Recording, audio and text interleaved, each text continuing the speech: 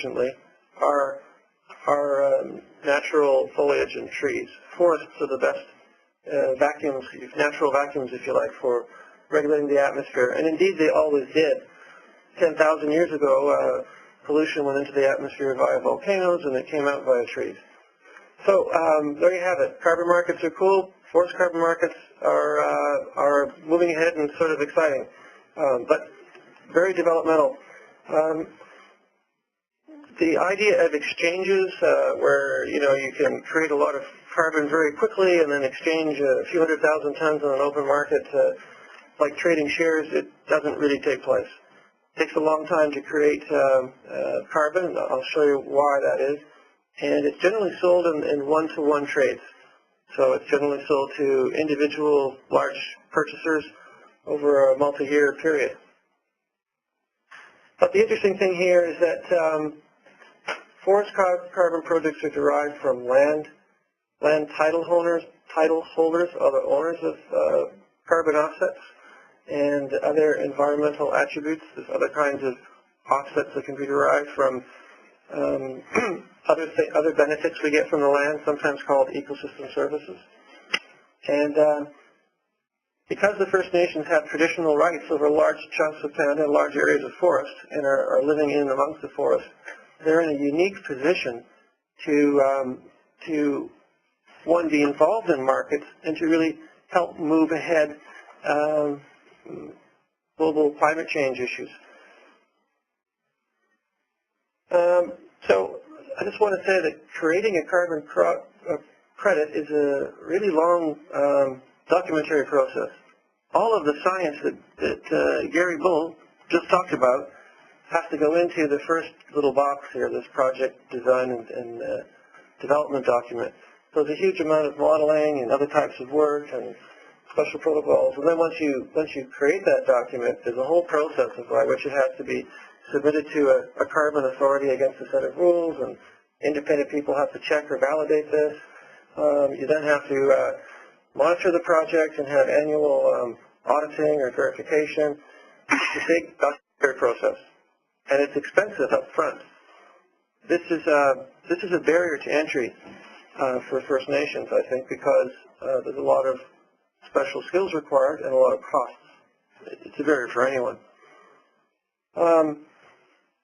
First Nations exercising their traditional land rights can be the project owners. Looking in the value chain, there's a number of there's originators or developers that can help them put the project together. In other words, take them through that documentary process. There's a series of intermediaries that then may purchase the project along the way, buy, sell, and trade offsets before they get to the eventual purchaser. The end purchaser is the person who uses the carbon credit to offset some pollution. So what happens with carbon credits, they get serial numbers, just like currency does, and the credit is tracked and its ownership is tracked while it's a live credit, and when it's used to meet a pollution requirement or offset a pollution requirement, that's when it becomes consumed, and that's when it's sort of delisted. Carbon prices are kind of all over the map, but that's because carbon markets are restricted geographically and by type of application used to create the carbon. But in general, world voluntary prices are about $5 to $6 a ton of carbon dioxide equivalent. If you have what's called social carbon or branded projects that have a special interest, they can command a higher price. The preparatory offsets being sold as a sort of early action offsets in anticipation of the California market are trading around $9. And I gave you the regulatory prices are range, I guess, from here in BC, from $6 to $10. Even though the government charges the polluters in BC $25, they're paying for forest projects about $6 to $10. So that's a bit about the money.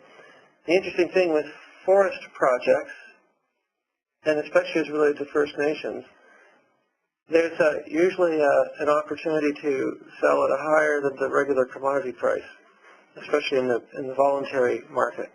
And that's because there's a desire by people worldwide to see sustainability being led by the people in the forest itself. So I'd like to give you a quick example of a project and then drop off here. So one interesting example is the Great Bear Rainforest carbon project in British Columbia. The Great Bear Rainforest covers about 6.2 million hectares and encompasses the Haida Gwaii and coastal First Nations. The project is really based on two of the things that Gary mentioned earlier. One is outright conservation areas. There's a whole series of them that have been developed. And reduced logging. So it's called ecosystem-based management, and the concept is to reduce logging by about 30% across this whole vast area in exchange for receiving a new income stream in terms of carbon offsets for doing that.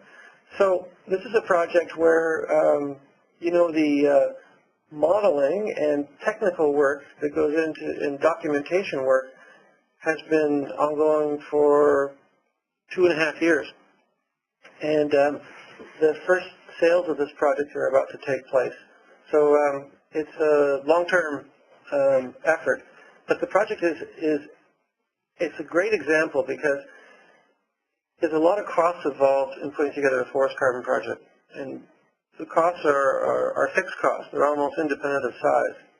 So if you can band together many people, many nations into one project, the costs are still the same. So there's a lot of sharing. Costs are important also on an ongoing basis because the documentation for something like this can start at $75,000 and go up to almost any price. Modeling is expensive. Validation, which is part of that documentary process that has to be done by another third party, is expensive. Annual auditing or verification is quite expensive, and legal costs can be very big because you're dealing with many different groups at one time. So the result is, the lesson here is for First Nations to work together to share costs and look where they can define one large project. So the key things are there's real potential here. Some of the big issues are, I think, going forward are we've actually developed what's called a shared title protocol.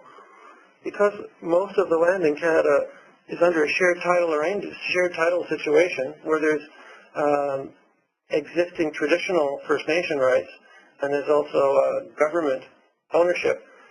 If there's a dispute about ownership of the land title, that can impair the creation of any carbon credits. One way to repair it is for the two parties, in this case we'll say First Nations and the government, and I'll give you a case of Great Bear. So the Coastal First Nations, Haida, and the government have signed a protocol over resource sharing, and it includes carbon. They're not saying, in this agreement, they're not settling land claims. They're not settling who owns what part of the land, but what they are saying is we both respect that we're title holders and we're going to create carbon offsets from the land, and here's our sharing agreement from which we do this. If you have that kind of agreement, then you can move ahead in an unfettered way and create carbon. So if you're on your own land, of course you can do it, but if you have this sort of shared claim issue, you need to deal with it. The same issue will come up with disputes or shared claims among First Nations. So you need to work on that. There's some complex issues regarding governance, documentation, modeling, as we saw from Gary's presentation. There's economies of scale are very important. If you can get together with 10, 15 First Nations in one contiguous area of land, you're going to have a lot more power to negotiate with the government and other parties, but you're also going to be able to greatly reduce your cost structure and move ahead. It's very important. Right now, there's a big issue with First Nations, going back to that whole recognition of Canada as a holder of, as much carbon as the whole Amazon is a real